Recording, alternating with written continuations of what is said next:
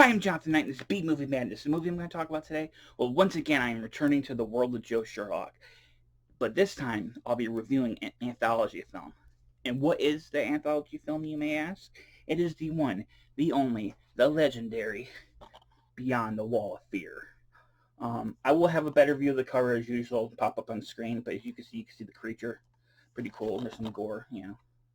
Um, I won't be reading the back because since it's an anthology film, I'll be going segment by segment, telling you what I thought of the segment or the segments, and then at the end I'll say as a whole did I enjoy it or not. Um, this one does not have a wraparound story. Um, I love wraparound stories, especially if it does a good job of introducing the stories. But sometimes it's better not to have one, just in case it does a really bad job of, you know, introducing them. So I don't really mind that this one doesn't have one. Plus, I love Trilogy of Terror and Trilogy of Terror 2, which don't have one. So it doesn't really matter as long as the rest of the movie's good. Now, I'll be going segment by segment, like I said, and I'll let you know what I thought of each one. The first segment is called "Scared to Death," and it involves a young woman who keeps on having this reoccurring nightmare of this monster chasing her. And every time she has this nightmare, it becomes more real, and her fear intensifies until it comes to a very unfortunate conclusion. Now, the interesting thing about this one is the fact that it's actually a remake of a segment that he did for his SFE anthology, Trailer Park Double Wide Trilogy of Terror.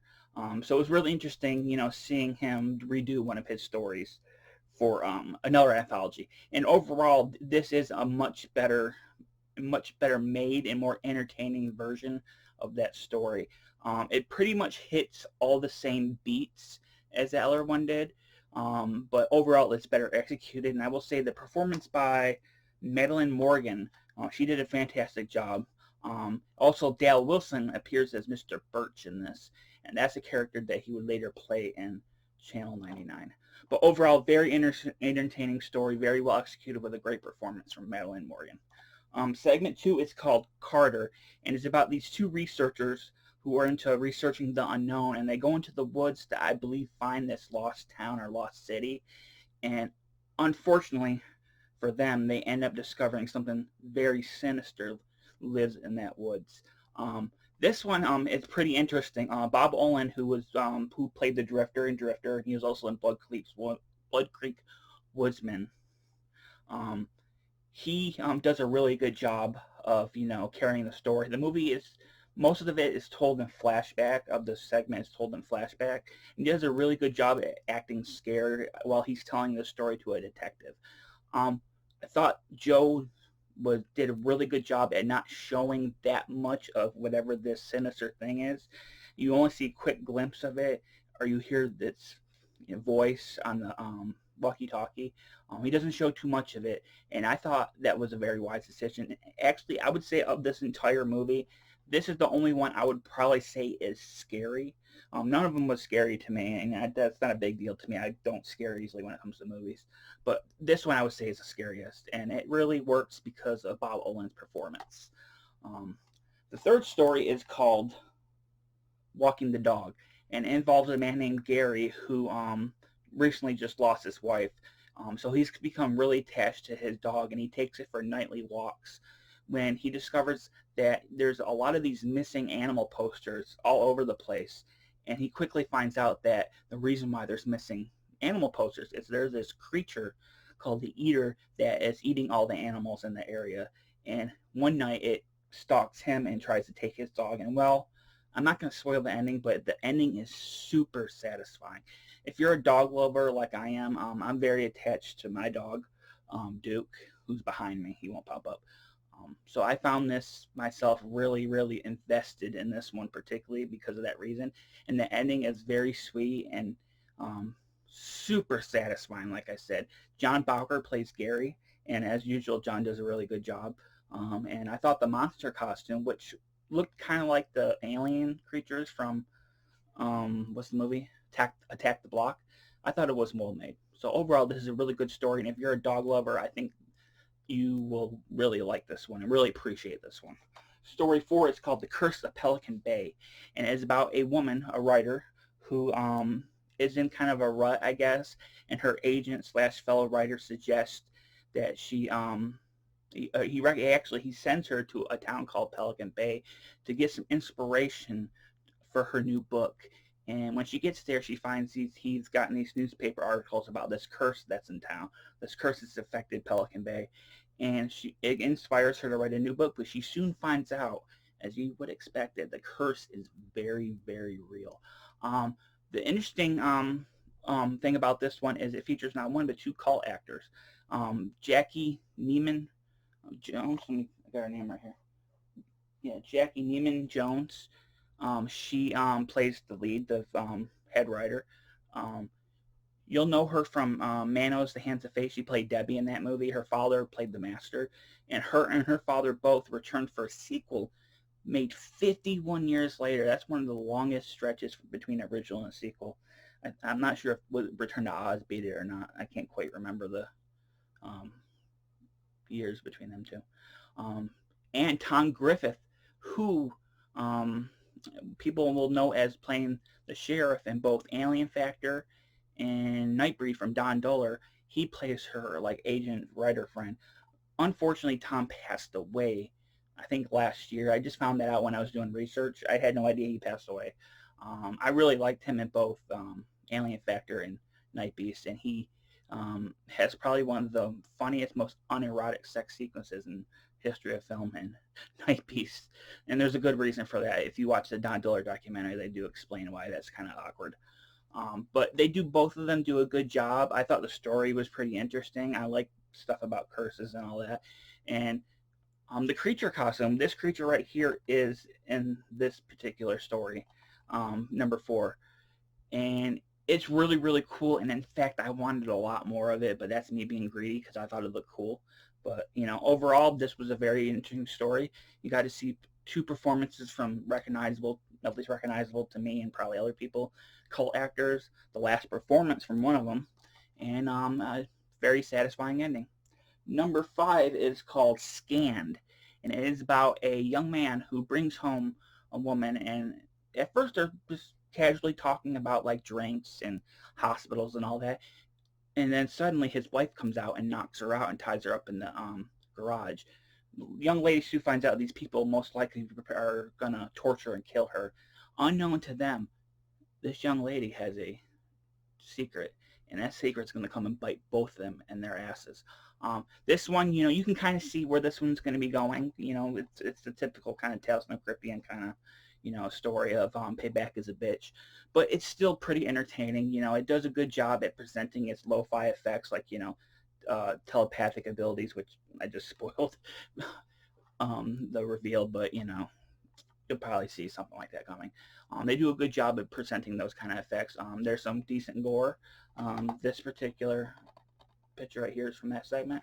I hope I'm not butchering his name, but Yagel Kaufman, who plays the husband. He does actually a really good job in this one. He was also in Channel 9. He was really good in that as well. But he did a really good job being what came across as a kind of awkward, nice guy turned into an asshole really quickly. He did a really good job. So overall, yeah, this is another fun one. Story 6 is called "You Bitches Ain't Witches," and if you see me keep on looking that way, it's because I have notes. I can't have them in front of me on space. "You Bitches Ain't Witches," and this one is easily my favorite of the movie. But what is it about? It is about a jealous housewife who thinks her husband is banging the maid. So her and her friend decide to, knock the girl out and use some black magic on her to, fuck her up. And as you would expect, it bites them in their asses big time. Well, this one, like I said, it was easily my favorite. It did a great job. I love that they used that corpse prop that they used, that Joe's used in a lot of his recent stuff. I've mentioned it before. I really like that corpse prop. It's really cool. It's right here. Let's see if we can see it. Yeah, you can right there. Yeah, you can kind of see it fucking glare. I thought I really liked seeing that. I thought the story was like the perfect kind of Tales from the Cryptian kind of story. The performances were good, especially butchering her name. Uh, I don't see it on here. Sorry, I'm looking for it, and there's a whole bunch of names on here. who played the wife, Brian Christie. Bryn Christie. I thought she did a really good job, and I'm going to assume Kayla Leland is the witch. I know I tried not to spoil, but it's in the title. She just plays a witch. Also, want a big shout out is the visual effects in that segment were done by Tony Maciello of SOBHorror.com. I found that out looking at the end credits. I thought that was really cool. So there's some visual effects in this one, and it's pretty cool. Overall, that's a very satisfying, fun story. That overall really good performances. You know, some nice effects and a satisfying ending like the other one. But yeah, easily my favorite. I thought it was the most entertaining of the lot. Now number 7 is called Tabitha, and it's about this scuzzy man named Ricky who owes some money to a friend of his.